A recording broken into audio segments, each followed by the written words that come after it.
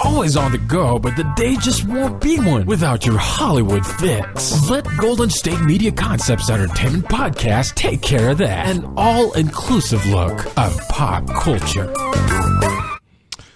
Hello, good people of the planet Earth and the known universe. You're listening to Golden State Media Concepts Entertainment Podcast. It's your Captain Keith.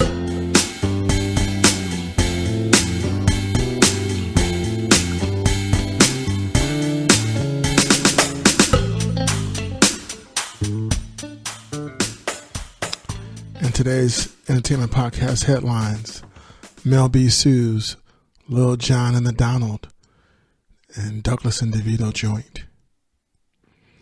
You say to yourself, Captain Keith, what does it all mean? Well, I'll gladly tell you. Starting off the entertainment news. Sylvester Stallone, looks like DA rejects 1990 rape case. Sylvester Stallone will not be charged for allegedly raping a woman nearly 30 years ago. The story was initially broke by TMZ. Looks like a woman filed a police report for rape back in December, claiming 2 sexual assaults in 1987 and 1990. Stallone believed the woman filed a false police report and vigorously denied the allegation. The LA County District Attorney's Office made the decision Tuesday not to charge Sly for the alleged attack, citing insufficient evidence because none of the witnesses corroborated the woman's allegations. Sources connected with the case tell TMZ 2 witnesses contradicted the woman's story. Interesting. The statute of limitations has also expired. Despite the statute of limitations having run out a long time ago, the Santa Monica Police Department still investigated. Stallone fired back at his accuser, filing a police report claiming she committed the crime of lying on an official document. Case is closed. So there that is. Mel B sues former attorney. Your crappy lawyering got me sued by my nanny. Ouch. Let's dig in. Mel B is suing her old lawyer for mistakenly bringing her and Stephen Belafonte's ex-nanny into their divorce case, and ultimately getting Mel sued by the lady, according to new court docs.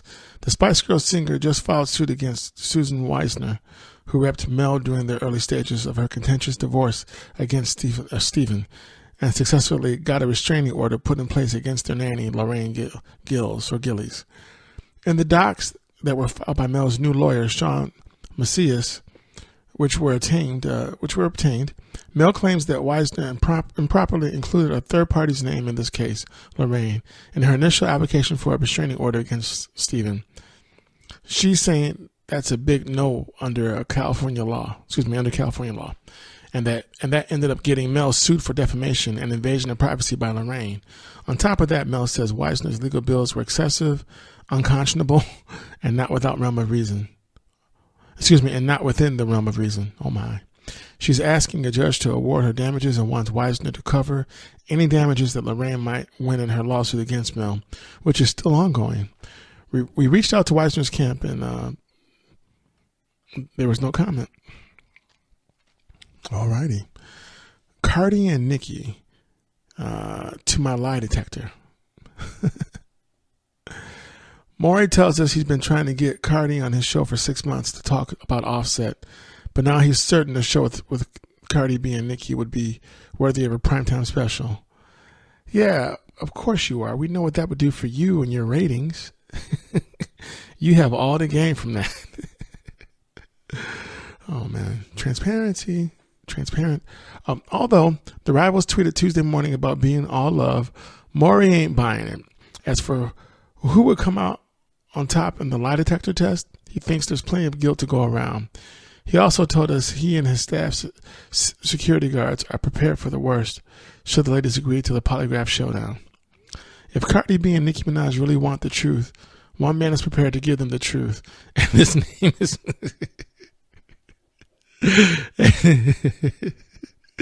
and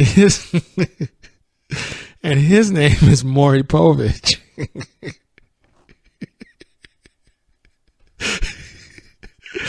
Yeah, when I think of truth, I think of Maury Povich. Ooh, yeah, okay.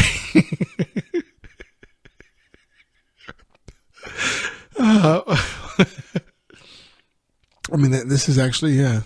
Okay, yeah, that was actually written. This is a real article, folks. Maury stepped squarely into the middle of hip-hop's biggest feud with an offer. With an offer to hook both rappers up to a polygraph machine on his show. Of course, we're thinking he'd have to make it a 2-hour special, though, because there's a ton of beef to slice up. Did Cardi stop Offset from doing the No Flag video with Nicki? Did Nicki's pal, Ra Ali, really hit Cardi instead of security at the NYFW event? Did Cardi block 21 Savage from doing Crippy Kush with Nicki? Did Nicki leak Cardi's phone number after the NYFW fight? And that's just scratching the surface. Oh, wow. After Nicki dropped a ton of accusations on her Queen radio show, she immediately offered to pay for a lie detector to prove she's in the right. But as Maury put it, why pay for a lie detector test at Nicki Minaj when mine is free? Okay, to be fair to Mr. Povich, she did open the doorway to that. She did. I mean, Maury Povich being Maury Povich, of course he's going to come in for the sale. Like, hey, why pay when I can do it for free? Give you more exposure, you know. So, okay. I definitely, yeah, I get it. You know, Nicki Minaj opened up the door for Maury Povich to come right through in that regard, definitely. So he says, for her part, Cardi fired back at Nicki with a ton of her own tea. So MP saw a huge opportunity and he pounced. Shoot your shot, Maury. So will they accept? Nicki says she's down. No word from Cardi yet. Of course, with so much on the line, you gotta wonder, can they handle the truth? Oh man, that's funny. We'll follow up with that truth in 1 second too. It's just that even if Maury Povich were to get these two hugely successful rappers on his show, I just don't see that happening without a check being cut to both of them. I just don't see it. Just don't. These two ladies are very successful in their field of entertainment. And for them to even do that, you know, what's the incentive for them? You know, Mr. Povich would just get huge ratings. I mean, he's already getting great ratings, I'm pretty sure. I mean, he's been doing this for a long time. But for them to take the time out of who they are on their schedules, you know, are you prepared to write them a check? That's my question, Mr. Povich. A big check. So, because as they say, money talks. And the other thing, I guess it walks. Bull something. Was it bull pucky? Bull hockey? It's something. Yeah, I think you know what it is. So we'll see. Cardi B and Nicki Minaj call a truce. Look back on more famous celebrity feuds. Okay, so we know that they call the truth. It's almost 2 months since the I Like It star and the Dip rapper got into a fight at the Harper's Bazaar Icon Party during the New York Fashion Week. After that incident, the drama and the tension between the two artists continued to build. On Monday, Nicki went on Queen Radio to share more details about the Fashion Week altercation, claiming that loving hip-hop star Ra Ali was responsible for the large mark on Cardi's head at the party, not security. During the podcast, Nicki also denied the claims made by Cardi's sister, Hennessy Carolina, that she leaked Cardi's number. Okay. But at the same time, I mean, would you really be like, oh yeah, I leaked it? So, I don't think so. Later on that same day, Cardi took to Instagram to call out Nicki in a series of scathing Instagram videos. But then Nicki went on Twitter to seemingly call a truce. Okay, you guys, let's focus on positive things only from here on out. She tweeted, we're all so blessed. I know this stuff is entertaining and funny to a lot of people, but I won't be discussing this nonsense anymore. Thank you for the support and encouragement year after year. Love you. After seeing the tweet, Cardi took to Instagram to share the post and agree to the truce writing. And Nicki Minaj, all right then, exclamation mark, let's keep it positive and keep it pushing. Ladies, you're both making your money, doing your thing, and that's a beautiful thing. So, and for those of you who forgot, because we reported on this podcast, Nicki Minaj paid for some of her fans scholarships to go to college. She gave out scholarship money for some of her fans to go to college. And to my knowledge, I don't know of any other musicians as of recently to do things like that to pay for, their fans to go to college. So we want to talk about, that, a rapper, she might look this way, or she might have had surgery, or might have did this, but are you talking about the positive things that rappers do? So I just want to remind people that Nicki Minaj did do that. Much love to Cardi B as well. So I'm sure she has some philanthropic endeavors too. We just haven't reported on yet. But when we find out, I will report on them definitely. But I did want to mention that So that's pretty cool because she didn't have to do that. So you're changing people's lives when you help assist in them getting higher education. So very cool. Those are the stories that we don't hear about when it comes to famous rappers. We should hear more about those type of stories. No, they're not sexy, but still, you should hear about them anyway. So, but now this what? Well, I guess we didn't get to the other celebrity feuds. Maybe next time. Oh well. Let's see. Oh. Yeah, this is all so much fun.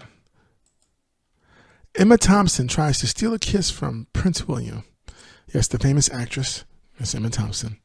So there's a picture of her meeting Prince William and shaking his hand, and she's got a lot of adoration. You can see it in her face. She's like kind of starstruck. It's cute to see a famous actress starstruck over, the man who would be king. So let's see. Emma Thompson shared a cheeky moment with Prince William, I guess today, while receiving her damehood at Buckingham Palace. So she would be now known as Dame Emma Thompson, like Dame Judi Dench. Right on. The 59-year-old actress said she sniggered. So that must be an English term because I've never heard that term before. Sniggered. Yeah, S is the first letter. When the Duke of Cambridge presented her with the honor and even asked if she could give him a kiss. I love Prince William, she gushed. I've known him since he was little, and we just sniggered at each other. I said, I can't kiss you, can I? And he said, no, don't. Come on, dude. That's it's kind of a hardcore no. I'm sure it would have been friendly. It would have been on the cheek. I'm sure the fans would have loved it. So I don't know. I think you're being a little too hard there, Prince William. Just saying. However, Thompson didn't seem to be bothered by the rejection. If you're first up, you have to be more formal on such an occasion, the Love Actually star said. But he's looking wonderful and doing so well, he said. She said, this day isn't about me. No, he said, this day isn't about me, it's about you. That was a nice thing to say. In fact, it looks like Thompson is fond of several members of the royal family, including Prince Harry and Prince Charles. It's really lovely because I've always loved the boys. I've always been a long-term correspondent with their dad, she said. It's a very lovely feeling. Oh, my, look at her. She's getting all fangirl. Who knew? That's funny. It's cute. Thompson collected the honor with her family members by her side. The proud supporters included her husband, Greg Wise, as well as her daughter, Gaia, and her son. Okay, well, I'm going to try to say this one. Tindi Yabwa Agaba, whom the actress adopted in 2004. The Sense and Sensibility star wore an elegant blue suit and white sneakers for the momentous occasion. It's no surprise the star received the honor after all. After all, she's received a number of awards over the course of her career, including 2 Oscars, 2 Golden Globes, and 3 BAFTA awards. Okay. It is a very nice picture of her, so that's really cute to see. All righty. And in more news.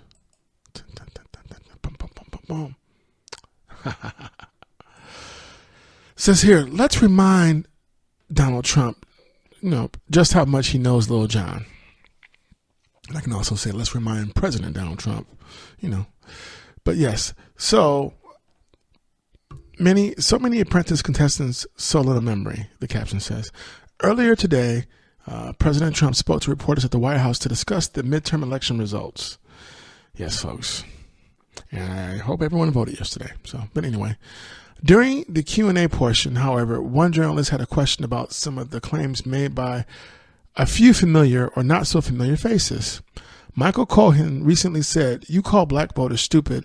Omarosa has accused you of using the N-word, the reporter shared, and the rapper Lil Jon has said you called him Uncle Tom. What's your response? We'll get more into this story after this break.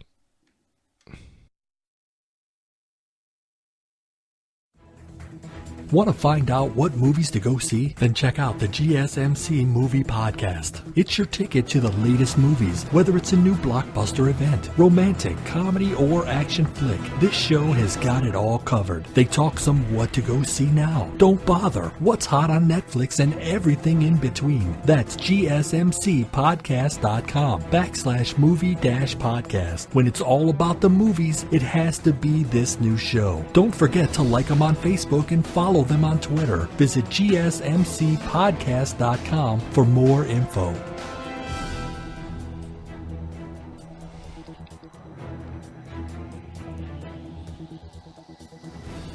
And welcome back. Once again, you're listening to Golden State Media Concepts Entertainment Podcast. This is your Captain Keith.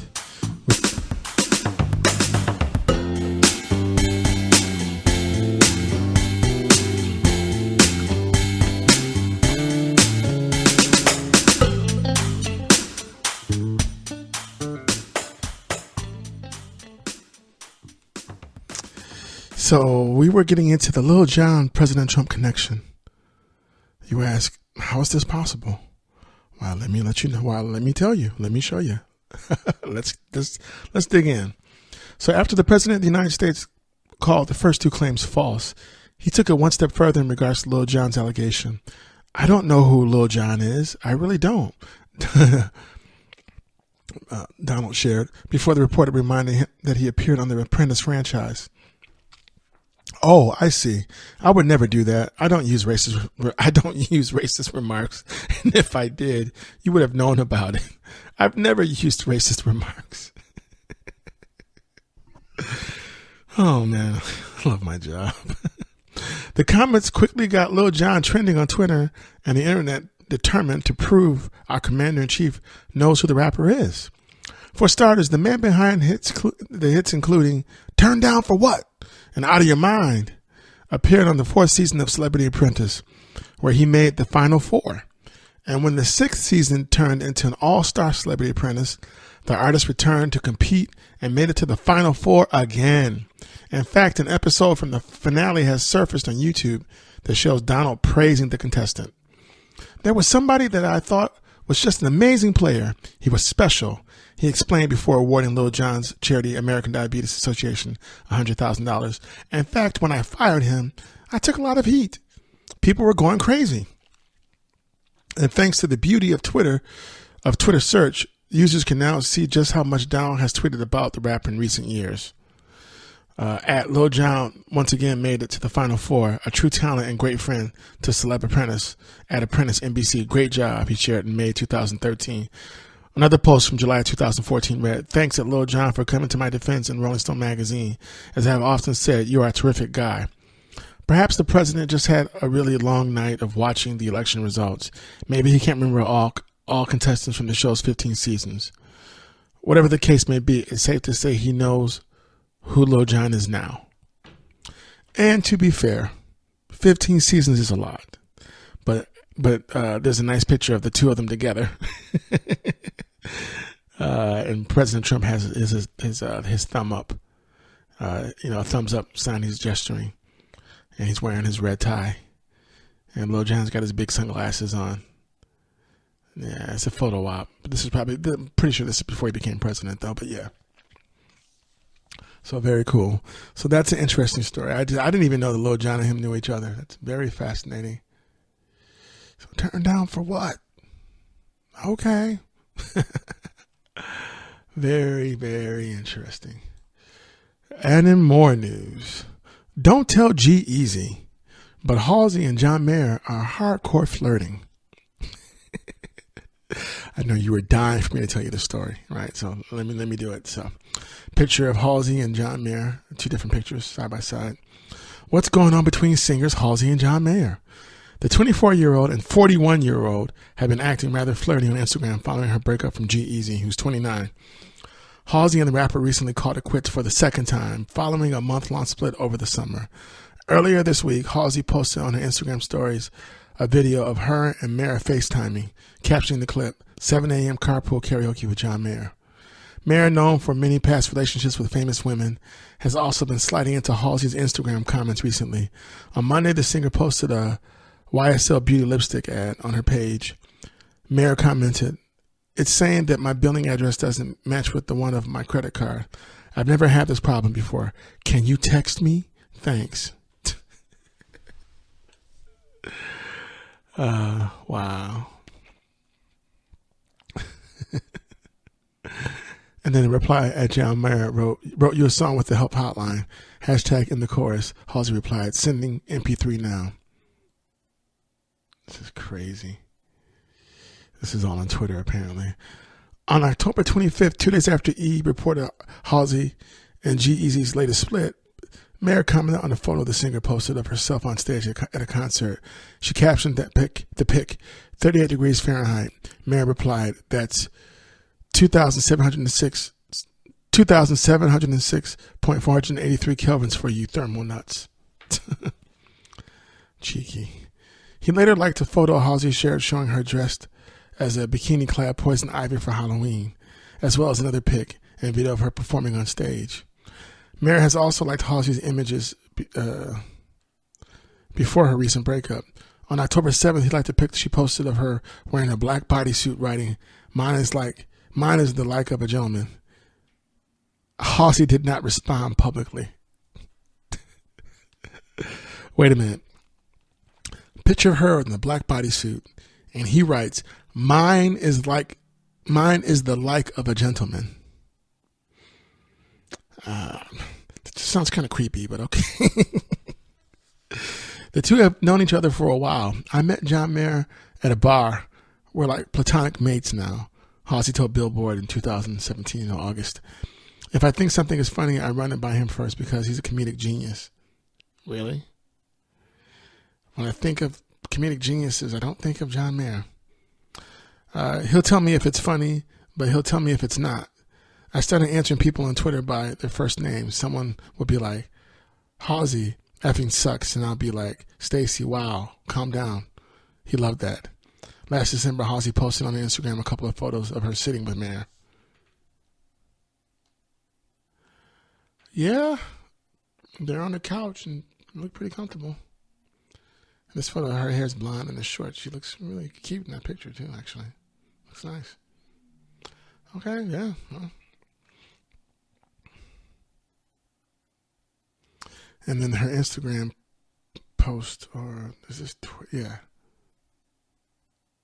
No, this was a tweet. And it says, "Hate his guts, especially the appendix."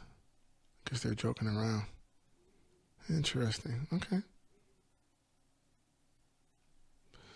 So we'll let you know when, as that story develops further between John Mayer and Halsey. Yeah, interesting.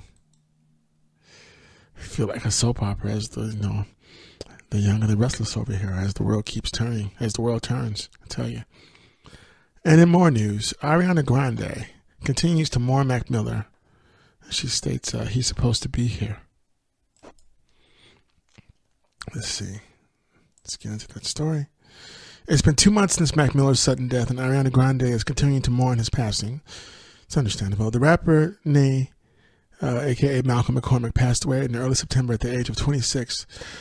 The Los Angeles County Department of Medical Examiner coroner announced this week that Miller died from mixed drug toxicity. On September 8th, an autopsy was performed and the cause of death was deferred pending further investigation. It was later determined that Miller had died from a mixed drug toxicity of fentanyl, cocaine, and ethanol. Damn.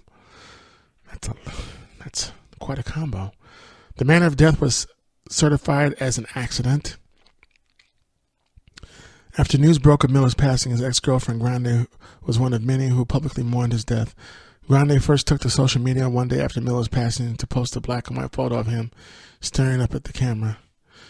Grande later posted a video of Miller writing, "I adored you from the day I met you when I was 19, and I always will. I can't believe you aren't here anymore. I really can't wrap my head around it. We talked about this so many times. I'm so mad. I'm so sad. I don't know what to do. You were my dearest friend for so long, above anything else. I'm so sorry I couldn't fix or take your pain away. I really wanted to, the kindest, sweetest soul with demons he never deserved. I hope you're okay now. Rest. In her new song, Thank You, Next, released over the weekend, Grande mentions Miller singing on the track, Wish I Could Say Thank You to Malcolm, because he was an angel. On Tuesday, fans sent Grande a recorded video from Miller's Instagram live on August 9th, in which he can be heard listening to Grande's song R.E.M. off of her Sweetener album. Hey, at Ariana Grande, here's a video of Mac Miller listening to R.E.M. Doing his Instagram live from August 9th before it was released. The fan tweeted along with the video, "We had to stand the best song from Sweetener." After watching, Grande replied, "His voice and laugh, he is supposed to be here. Thank you for finding this." So last week, though, Travis Scott, John Mayer, SZA, Chance the Rapper, Ty Dolla $ign, Action Bronson, Domio Genesis, Earl Sweatshirt, Vince Staples, Schoolboy Q, J.I.D., Anderson .Paak, and Thundercat, and more stars gathered at the Greek Theater in Los Angeles to honor Miller with a celebration of live concert. So that's nice. Very nice. So the whole thing is just really kind of sad. Just all kinds of sad. And in more news, let's see. Chris Pratt and Anna Faris. Divorce includes 5 mile rules. 5 mile rule for living arrangements. So do tell. Let's see. Picture of both of them. Chris Pratt and Anna Faris are split, but won't be living too far from each other. It's part of the divorce settlement. As we told you, Chris and Anna hammered out their divorce with the help of a private judge who just signed off Wednesday on the deal. According to the docs, they've agreed to live no more than 5 miles apart for about the next 5 years. Okay. The clause calls for the 5 mile rule to stay in place until Jack completes 6th grade. Right now, he's 6 years old, so that means they've got another 5 years living in relatively close quarters. If for any reason one of them needed to move further apart, they have to give the other party written notice no later than 3 months in advance of the move, according to the docs. They also have to provide 30 days notice if they want to travel out of the country with Jack, and reasonable advance notice to travel out of state. Okay, that's nice. There's a picture of them going out for Halloween, and looks like Jack might be a ninja, and his mom, Anna Faris, looks like she's Snow White. And some other guy, I'm not sure who he's supposed to be, maybe Thor, I don't know. And it looks like Chris might be a Viking in his costume. It's a cute picture. Yes, it says, as we've seen, everything is peachy keen between Anna and Chris right now, as evidenced by the trick-or-treating with Jack and their new BF and girlfriend. So Michael Barrett and Katherine Schwarzenegger. Okay. Everybody's amicable, so that's nice. Very nice. So that's cool. They're making sure that Jack is always close to both of his parents. That's a very healthy approach to a divorce. Very cool. Let's see. Angela Simmons.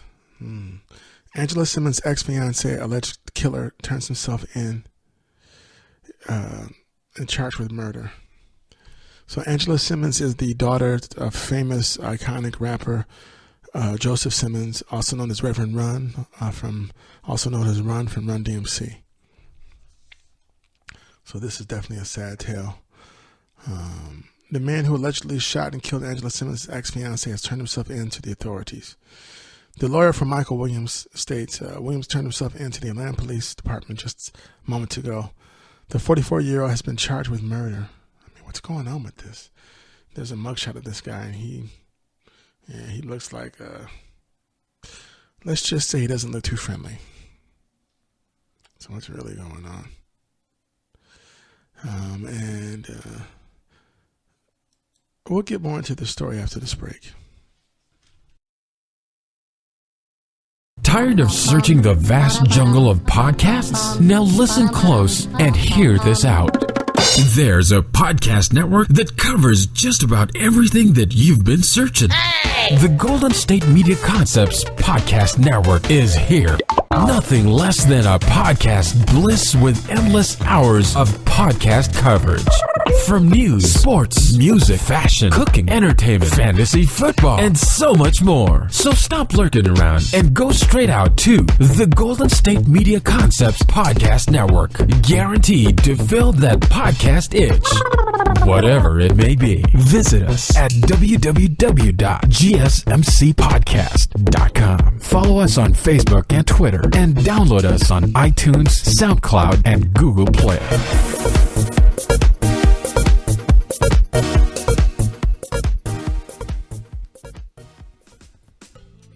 And once again, you're listening to Golden State Media Concepts Entertainment Podcast.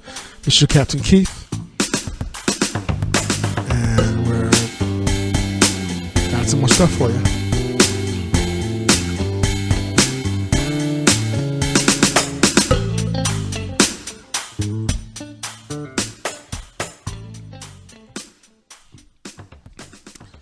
So,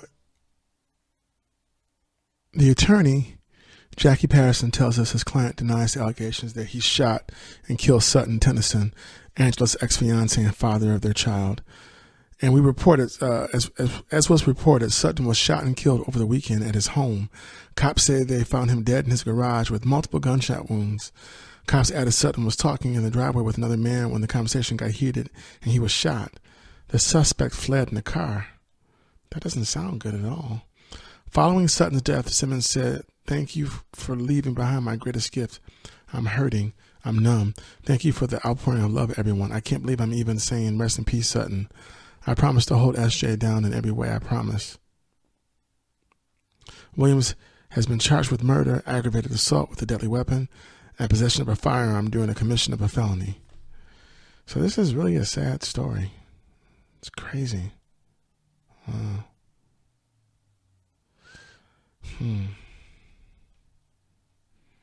So we'll tell you more as that story continues to unfold. Rihanna is unrecognizable and flies solo at Rita Ora's Halloween party from last week. And there's a picture of her, and wow. So her hair's down. She's got, and you wouldn't recognize her. She's got like this pink makeup on, with black makeup on her nose, the tip of her nose, and then like black little spotches on both sides of her cheeks, close to her lips. Like she might be like some type of zombie. I'm not sure. And she has this all leather outfit on that looks like Catwoman, and she looks really good. Just, yeah, she does. Can't even lie about that. Yeah, it's a nice picture. You would have been like, "Who's this pretty lady?" "Oh, that's Rihanna." Wow. Yeah, because you wouldn't have known it was her. Yeah, they're right. Unrecognizable. And she came by herself, so interesting. So it says, "Rihanna, is that you?" The 30-year-old singer was almost unrecognizable as she joined scores of celebs at Rita Ora's Halloween party at the Lalo Club in London on Wednesday. Rihanna wore bright pink skull face makeup, complete with a burgundy lip color, paired with a black patent leather bustier and matching skin-tight pants and gloves, and black heels and sunglasses. The singer was not spotted with the date at the bash. She was last linked romantically to Saudi billionaire Hassan Jameel. The two were last spotted together this past summer. Other celebs spotted at the party included Mick Jagger, who wore a Pennywise clown mask, Liam Payne, Idris Elba, Brooklyn Beckham, and Kate Moss, who dressed up as a vampire. So, yeah, it's really cool. Very nice picture. So, it'll be interesting, though. So, no one would expect her to go solo, but why not? Why not? There's nothing wrong with that at all. And in more news, we spoke about Lil Jon and the Donald. We spoke about Mel B suing, but we didn't talk about Douglass and Devito, the Douglass and Devito Joint. Michael Douglas reveals he and Danny DeVito first became friends while smoking a joint in 1967. I love how these stars get older now and they're just confessing to everything. Oh man. So this is crazy, you know. Talk about the beginning of a beautiful friendship. Nowadays, Michael Douglas and Danny DeVito are a couple of Hollywood legends. But in 1967, the pair was just a couple of strangers who shared a joint at the beach one day. That is kind of weird, though, and ironic. DeVito landed the cover of the latest issue of Cigar Aficionado, and Douglas, his longtime pal, was interviewed for the issue's cover. The issue's cover story where he revealed their psychedelic first meeting. See, I was on the beach looking out at the Long Island Sound, and this guy walks up to me with this long head of hair, if you can imagine. He says, "You get high?" Douglas explains. We were both 1967 potheads, so we smoked a joint, and that was the beginning of a long, long friendship. As for DeVito, during his interview, he happily shared his own outlook as his 74th birthday quickly approaches.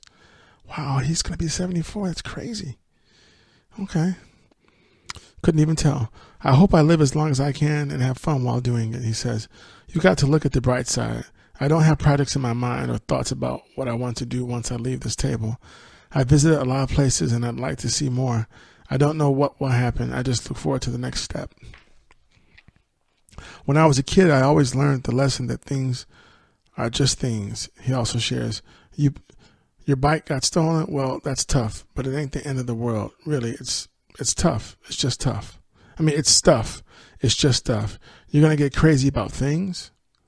I mean, that's a great way of looking at it. It really is. He also discussed producing Pulp Fiction, a film that has gone on to become emblematic of the 90s. That's true. I had the ability to embrace young filmmakers, and that's what I did, he explains.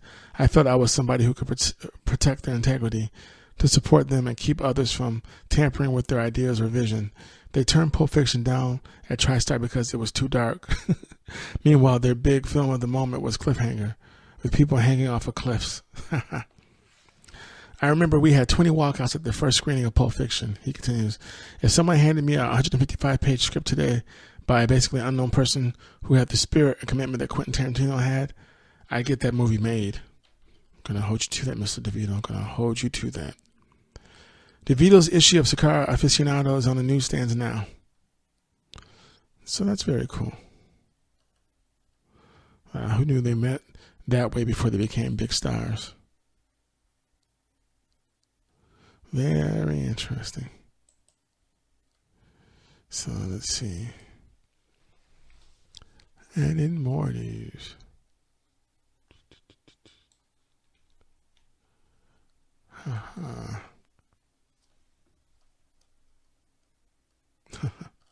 Sarah Silverman and more stars imagine how they break the internet, and their answers are hilarious. Should I even go there?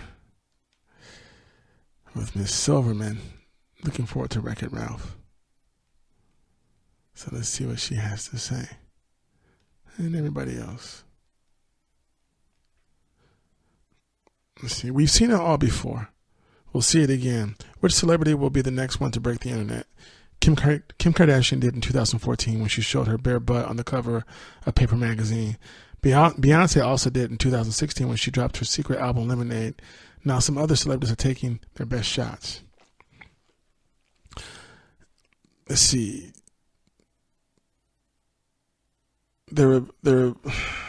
Ralph Breaks the Internet had its Los Angeles film premiere.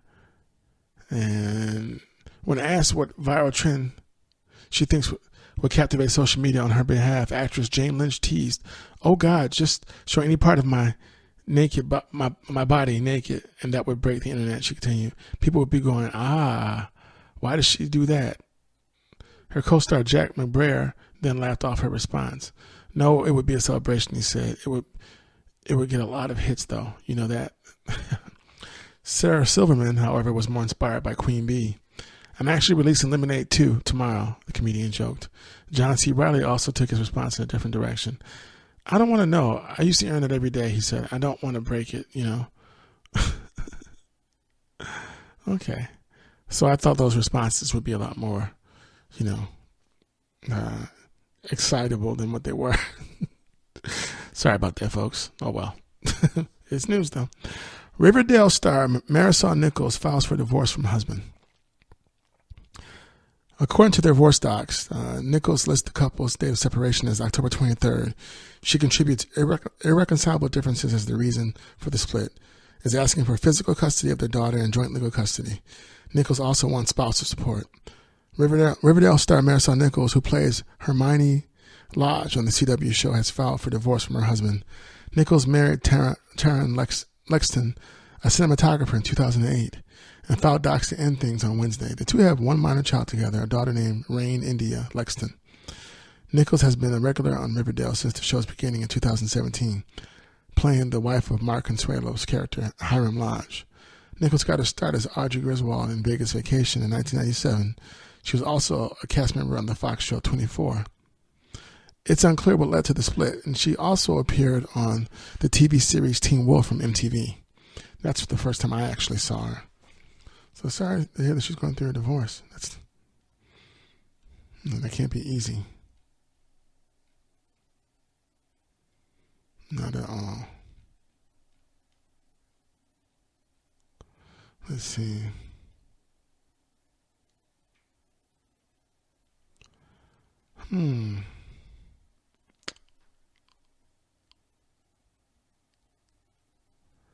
And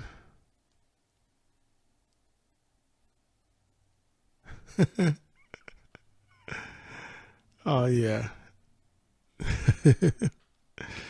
So folks, this is the cool thing about this podcast too is that with entertainment news, I mean, you're getting news right up to the very last minute. So it's always changing and evolving. So I love that. So I got a story for you that I think is just kind of funny. So this next story. Miss Bum Bum finalist banned for life for sore loser attack. So there are times where this podcast is an enlightening learning experience for me.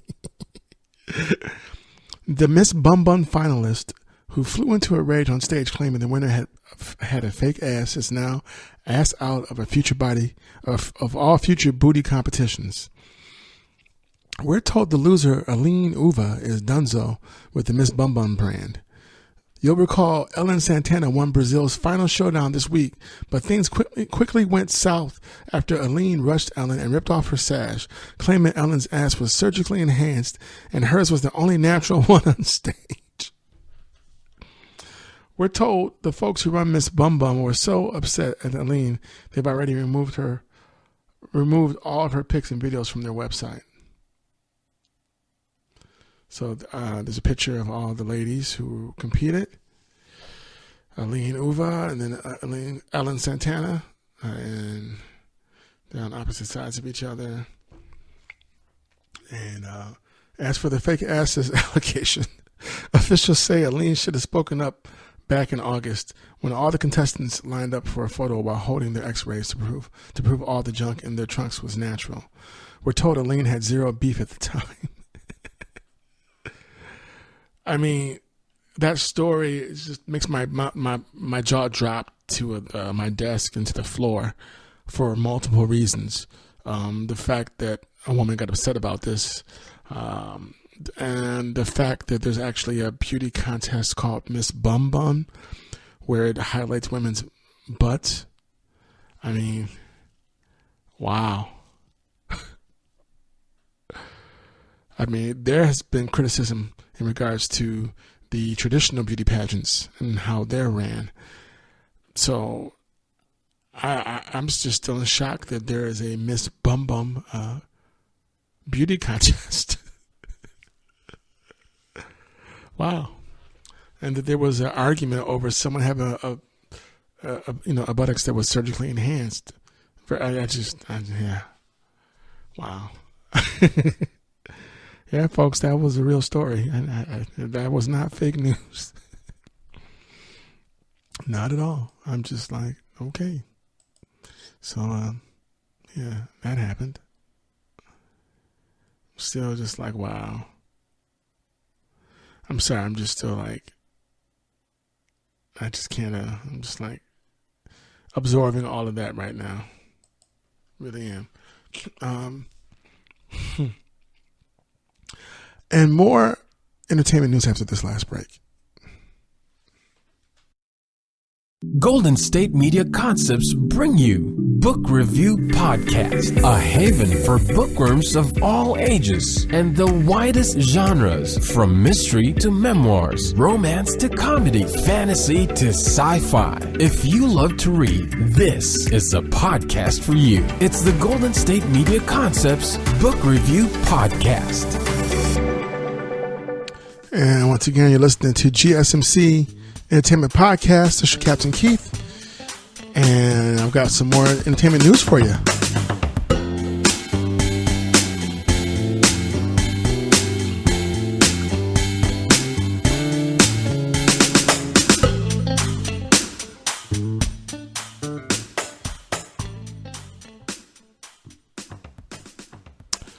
So it looks like some new hitting news that I just had no idea about, apparently.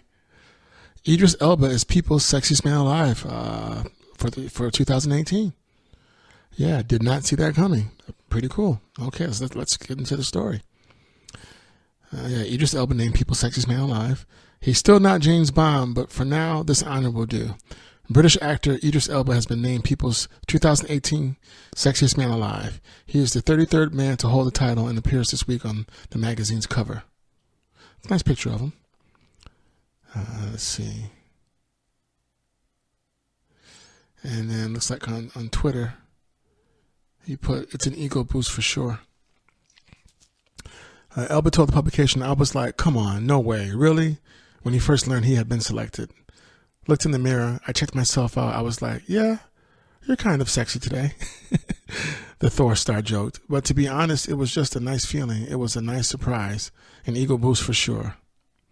Elba first became famous in the States for his portrayal of drug kingpin Russell Stringer Bell on HBO's hit series The Wire.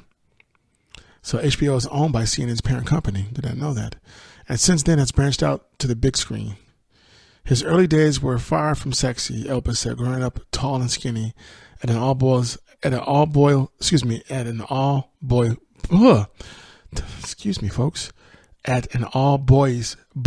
school in London, where he played football, basketball, cricket, hockey, and rugby. Now considered one of Hollywood's sex symbols, Elba said he definitely had an awkward stage as a youth. And my name was Idrissa Acuna Elba, okay? He said, I got picked on a little bit, but as soon as I could grow a mustache, I was the coolest kid on the block. Grew a mustache, had some muscles. Bonkers indeed. That's cool. And a follow-up to that story. How fatherhood has changed Sexiest Man Alive, Idris Elba. I'm super doting as a dad. Okay. So he might be people's newly crowned Sexiest Man Alive, but the only title British heartthrob Idris Elba truly cares about is that of dad to his two kids.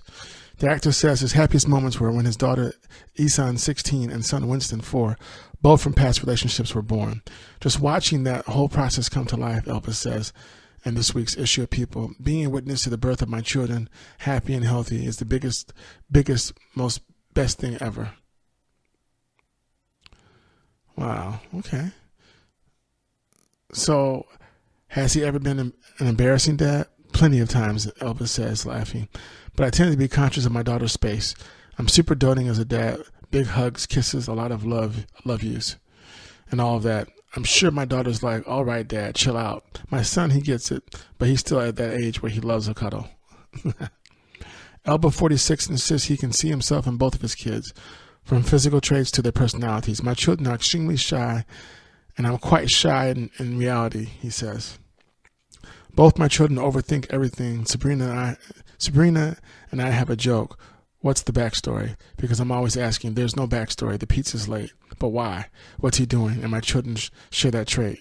We just overanalyze. Okay. All right. So there's more. If you go to, for even more on People's Sexiest Man Alive, you can go to this, let's see, the People Magazine's website and click on the story. There's a link and everything in that regard. So congratulations, Mr. Elba. Very cool. Very cool. Ezra Miller says he had a Me Too experience while he was underage. Ezra Miller is opening up about a traumatic past experience. The 26-year-old actor is honored as a part of the Hollywood Reporter's Next Gen issue. And inside the magazine, he reveals his own #MeToo moment. While Miller didn't name the people involved, he did share that it was a situation involving a director and producer. They gave me wine and I was underage. He remembers, they were like, "Hey, want to be in our movie about gay revolution?" And I was like, "No, you guys are monsters." Ouch. It's a great freaking age of being like, you know what? That's crap, unacceptable. And it's amazing for a lot of us to watch because like we all knew it was unacceptable when we freaking survived it. He says, not sharing details of his specific experience. That's what Hollywood is. I thought we all knew we were sex workers. Oh my. Powerful men, they don't know how bad they want to submit to a woman. A feminine power, but they should. I advise they do it immediately because they're freaking up the world, Miller adds. This is all me censoring, of course. The actor's reveal comes after Jessica Alba opened up on the topic, explaining to Parents Magazine how things are different, and she returns to acting in the Me Too era. I'm getting back to acting because it's my first love and part of my identity. Hollywood is different now from when I semi-retired 10 years ago, she said. There's a new awareness of how important it is for women to be paid well and represented in front of and behind the camera. The #MeToo movement, for all the heartache and trauma it has churned up, enlightened people for LA's finest. I didn't even think about what a man would be paid. I said, this is what I'm worth. Gabrielle Union and I know our value, and we're lucky to be comfortable enough that we could have walked away if we had to. Okay. And for those of you who don't know, Ezra Miller plays the Flash in the Justice League film. And I believe he will be reprising his role in his own film. They're going to do the Flashpoint Paradox, maybe in the next year or two. So you will be seeing more of Ezra Miller as the Flash on screen. He's not the Flash from the CW TV series, a different Flash. I still think that's kind of confusing. So, but hey, it is what it is. What do you do? But very interesting story. Very interesting. Demi Lovato looks happy and healthy during yet another post-rehab outing. There's a nice picture of her. Her hair is long and black. She's walking somewhere, it looks like. Let's see.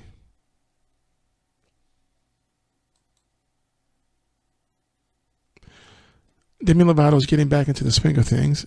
Since leaving rehab earlier this month, the singer has been spotted out and about in the city of Los Angeles, California, including her most recent appearance on Wednesday, and photos of the 26-year-old. She is seen grabbing a latte and a pastry at Garden Cafe, where she is a regular, following her workout at the gym. That's cool. Over the weekend, Demi enjoyed a casual night out with friend and designer Henri Alexander Levy in Beverly Hills. The two dined on sushi on Matsuhisa, where onlookers said they looked like good friends who were catching up and excited to see one another. The witness added, Demi looked great and so happy to be out. While Demi has returned to LA, it's unclear if she plans to move back permanently, since promptly after her overdose, Lovato listed the Hollywood Hills home where the incident occurred in July. So we'll see. But we're glad she's out and about, getting on with her life. And there's more. According to a source, the former child star is occasionally staying with Henry at his home, as well as sober living facility and her mother's house. While she is in Los Angeles, she is taking it slowly and getting back to life one day at a time, the source said. She's not rushing to figure out where she's going to live permanently. Her family, however, is urging her to live in their home state of Texas for some time in order for her to live a more relaxed lifestyle before she dives back into working, a source once said. In the meantime, she's going to be having therapy sessions and attend meetings. As the source previously explained, it's going to be a lifelong commitment, and her treatment will not end because she is out of rehab. Moreover, the source states She really wants to relax and exercise and do everything she can to stay healthy. She wants to put what happened behind her and move forward, committed to her health and making the right choices. Good. Very cool. So we're happy to hear that. Glad she's on the mend.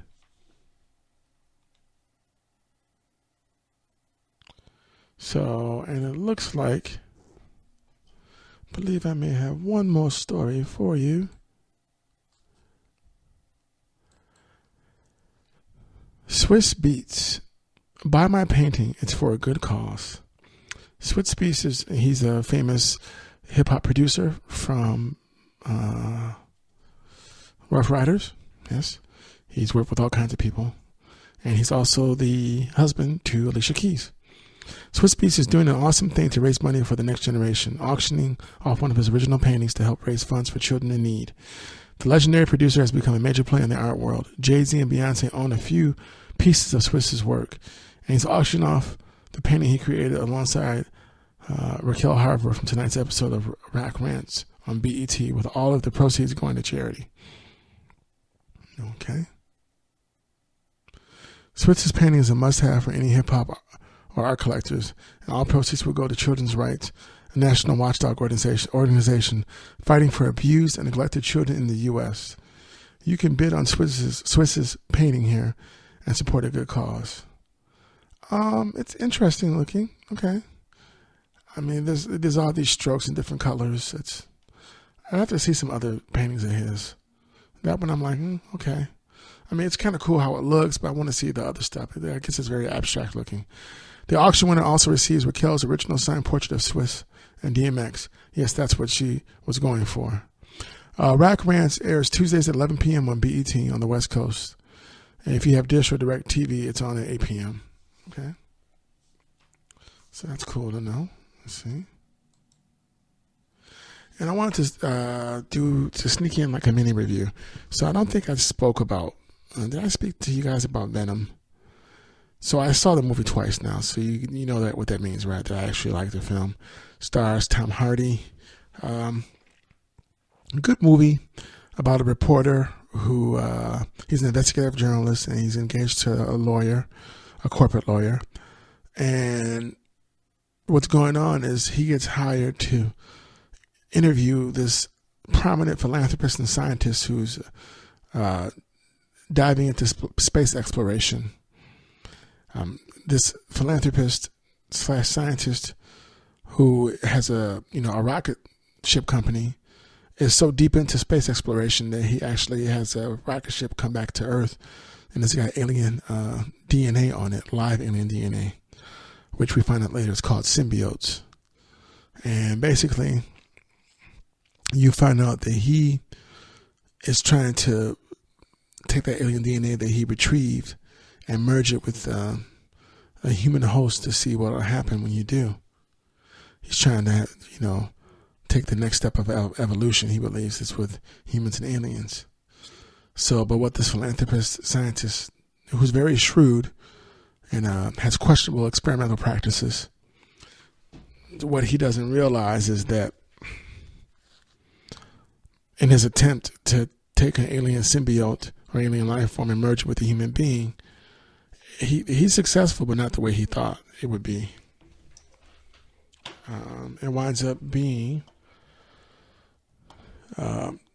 done to his enemy, the investigative reporter Tom Hardy plays, what Eddie Brock, I think his name is. Let me make sure I'm saying that right.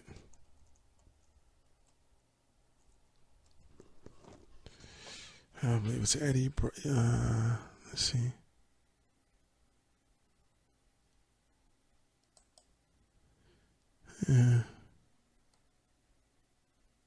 Yes, Eddie Brock. Yep.